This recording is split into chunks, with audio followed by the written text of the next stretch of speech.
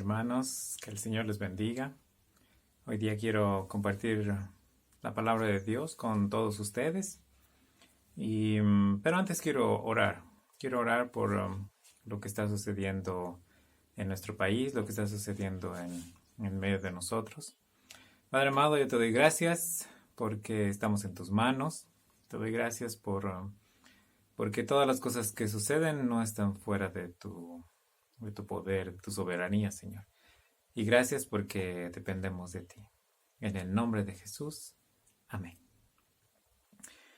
En estos días, hermanos, estamos pasando por un tiempo muy difícil. Hay uno de los picos más grandes acerca de las muertes y contagios que ha habido no solo en nuestro país, sino en el mundo entero. Y esta pandemia ha cobrado ya muchas vidas de muchas personas alrededor del mundo. Al principio, cuando hablábamos acerca del coronavirus, hablábamos de personas que probablemente hayan pasado el virus, que vivían muy lejos. Eh, Teníamos tal vez algún conocido, algún amigo de algún amigo que había sufrido la enfermedad, o tal vez algún pariente de algún amigo que había muerto. Pero todo se veía de muy lejos. Incluso había mucha gente que decía, no, no existe el coronavirus, esto es un invento, es invento de algunas personas que quieren hacernos creer y etcétera, ¿no? Entonces, era algo hasta incluso difícil de creer, ¿no? Muchas personas que habían muerto, etcétera. Pero poco a poco se fue volviendo algo que lo podíamos ver de más cerca, especialmente si em, teníamos parientes o amigos que estaban trabajando, que tenían que salir a la calle muy seguido, y entonces nos empezamos a dar cuenta de que ya eran personas que conocíamos que han sufrido la enfermedad y que algunos de ellos empezaron a morir.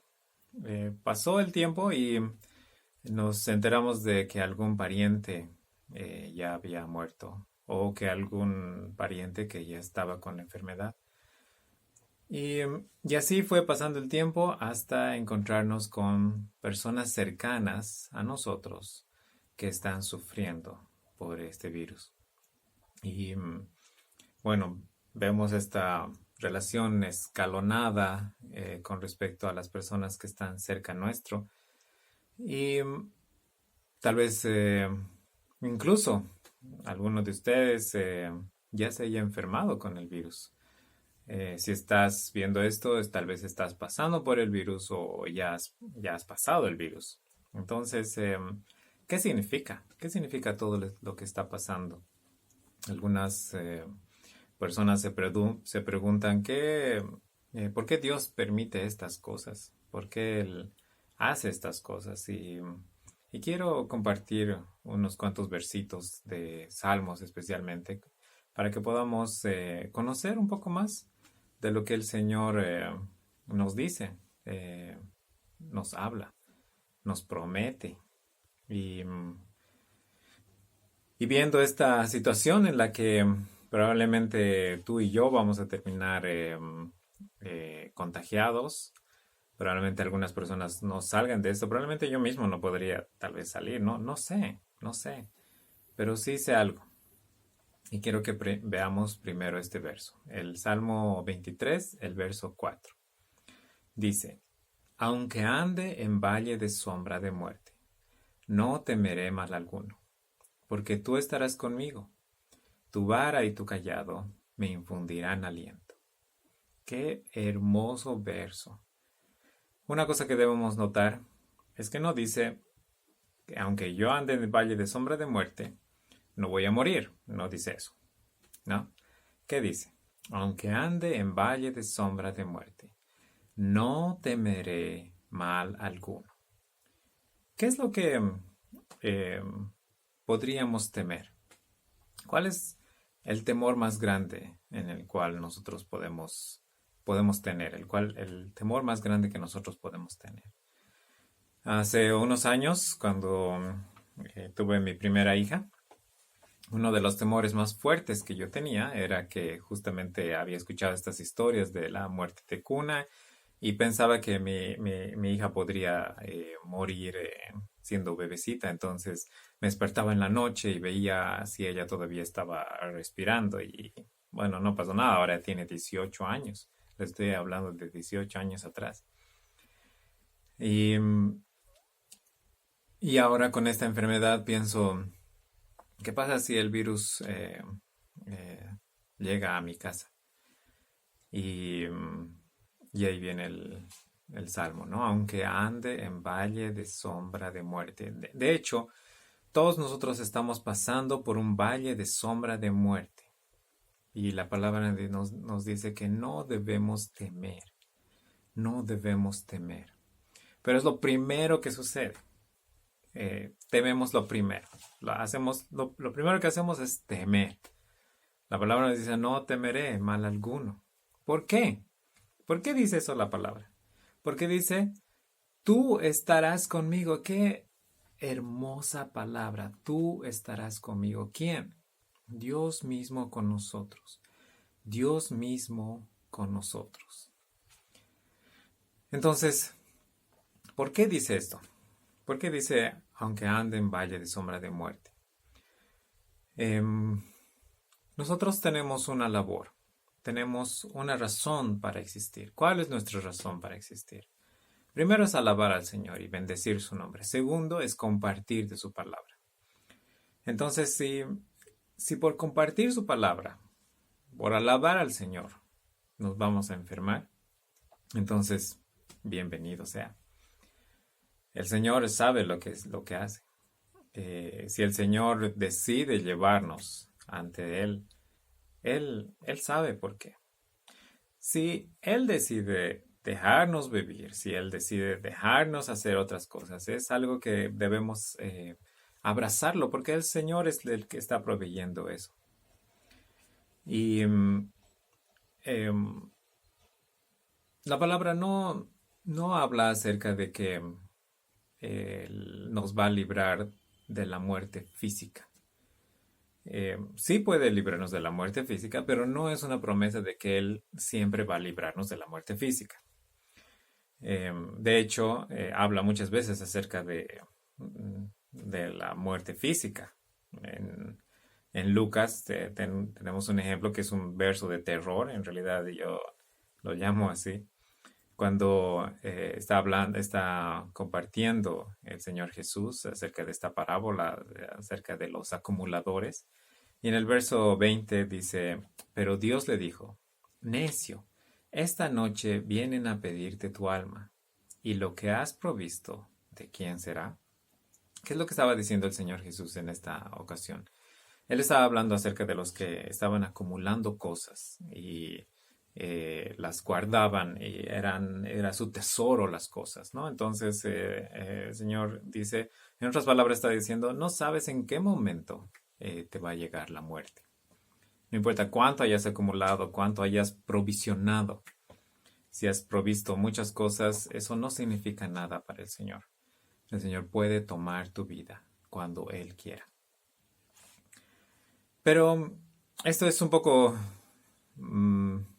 podríamos decir, un poco tétrico. En realidad no es la idea de este tiempo de compartir la palabra. No quiero irme a ese lado de ser fatalista. Sí, en realidad el verso 23, el Salmo 23 nos habla de este gran aliento que significa pertenecer a las manos del Señor, donde Él nos va a cuidar en medio incluso de un valle de sombra de muerte, que es el por el cual estamos atravesando todos nosotros ahora. Pero quiero compartirles de otro salmo, el Salmo 126.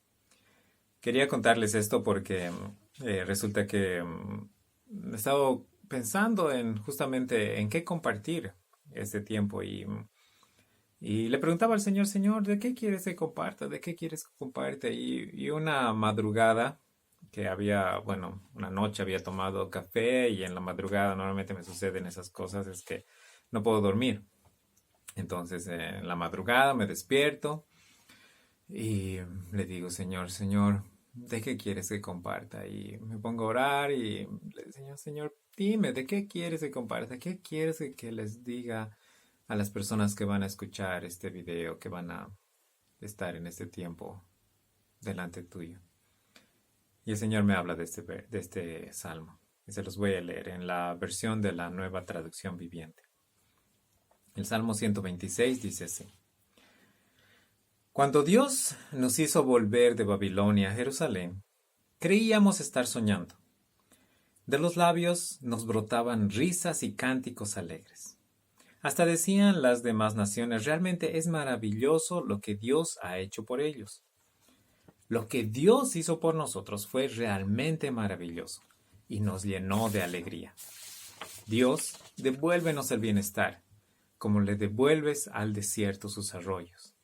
Las lágrimas que derramamos cuando sembramos las semillas se volverán cantos de alegría cuando cosechemos el trigo.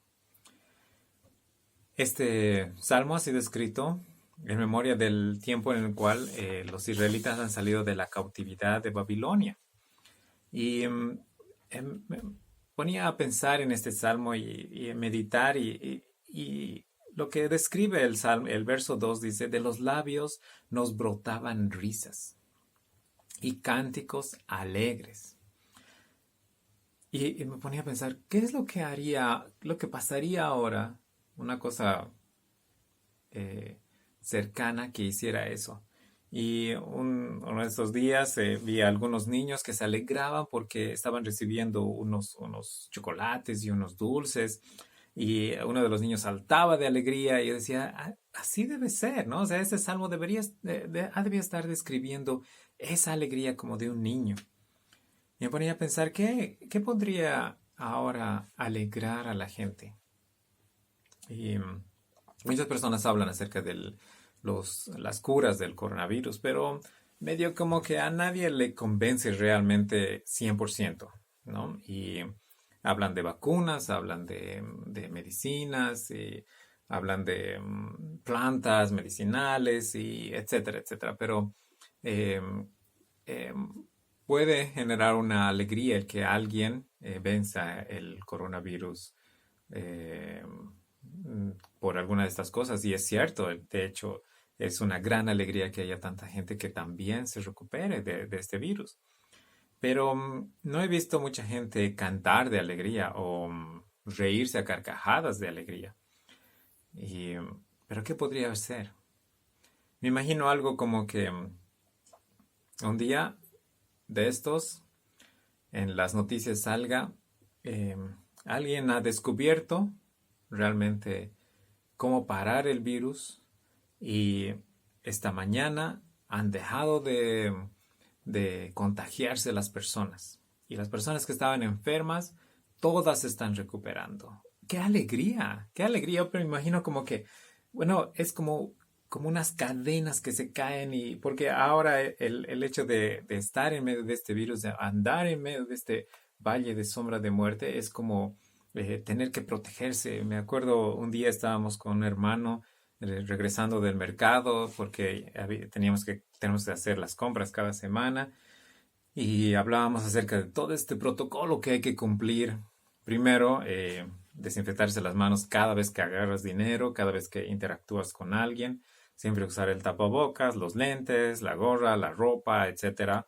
Y, y llegas hasta el lugar donde tienes que llegar y luego tienes que desinfectar todo, desinfectar toda tu ropa, prácticamente desecharla, algunas cosas, y luego meterte a la ducha, bañarte y esperar de que no hayas contagiado a nadie, ni que nadie te haya contagiado a ti.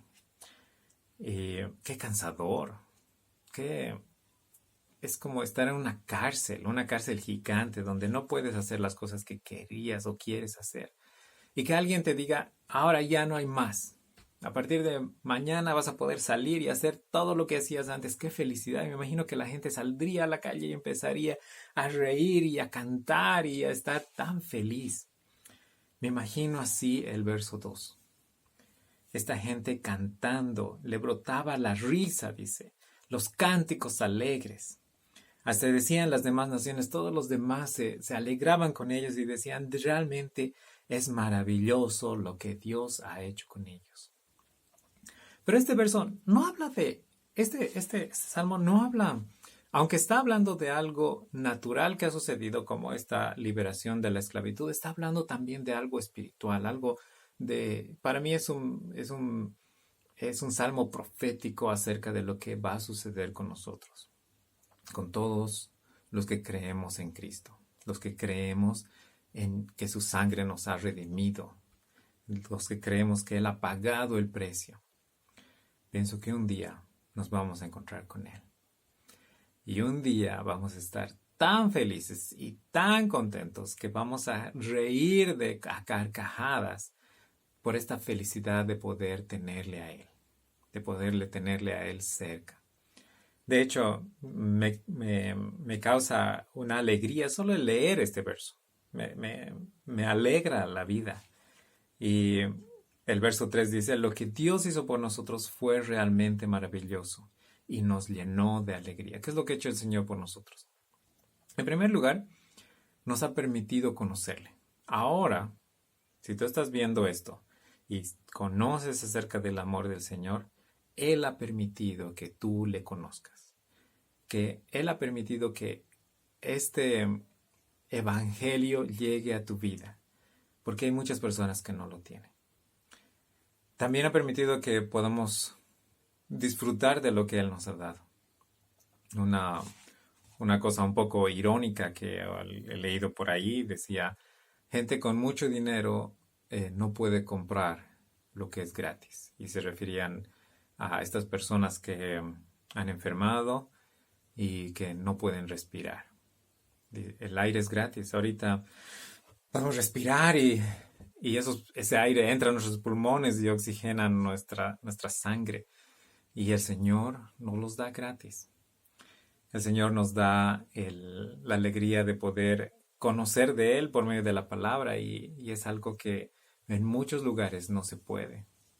El Señor nos ha dado un plato de comida. No sé qué tan grande sea tu plato de comida, pero sí, estoy seguro de que el Señor no ha dejado que tú mendigues el pan.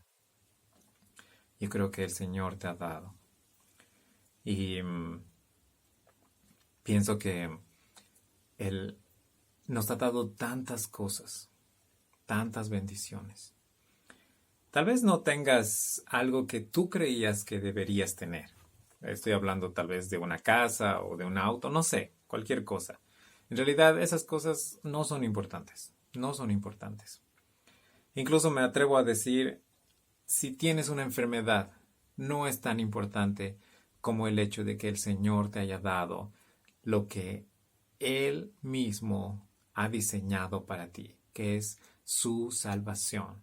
El Señor nos ha dado su salvación y eso es lo más importante. Es muy importante también que nosotros nos demos cuenta de que todas estas cosas que están sucediendo, en todo este tema del coronavirus y todas estas muertes, lastimosamente ha llegado a mi familia, ha llegado a personas cercanas, amigos.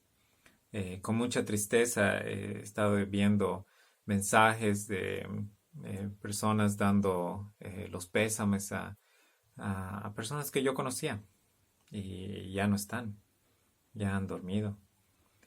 Y quiero terminar este tiempo leyendo un verso de 2 Samuel del capítulo 24, el verso 25. Dice así: Allí David edificó un altar al Señor y sacrificó ofrendas quemadas y ofrendas de paz. Y el Señor contestó la oración que hizo por la tierra, y se detuvo la plaga que azotaba a Israel. David había cometido un pecado. En todo el pueblo de Israel se cometió un pecado. Y por eso el Señor mandó una plaga. Y el Señor mismo le dice a David que haga una ofrenda al Señor. Y, y David trae la ofrenda y, y ora por la tierra. Y el Señor le da de su gracia, de su misericordia, y detiene la plaga. El Señor puede detener esta plaga. El Señor puede detener esta pandemia. El Señor puede detener. Para Él no es difícil. No es que haya tantas personas contagiadas. Él no le hace nada el que haya millones ahorita contagiados. Él puede tenerlo así. Puede parar todo. ¿De quién depende? Depende de Él, pero también depende de nosotros. No depende del mundo. El mundo no tiene nada que ver con Dios. El mundo no sabe qué es lo que puede pedirle a Dios. Pero nosotros sí. Y quiero animarte este día a que oremos juntos y que le digamos al Señor, Señor, detén esto.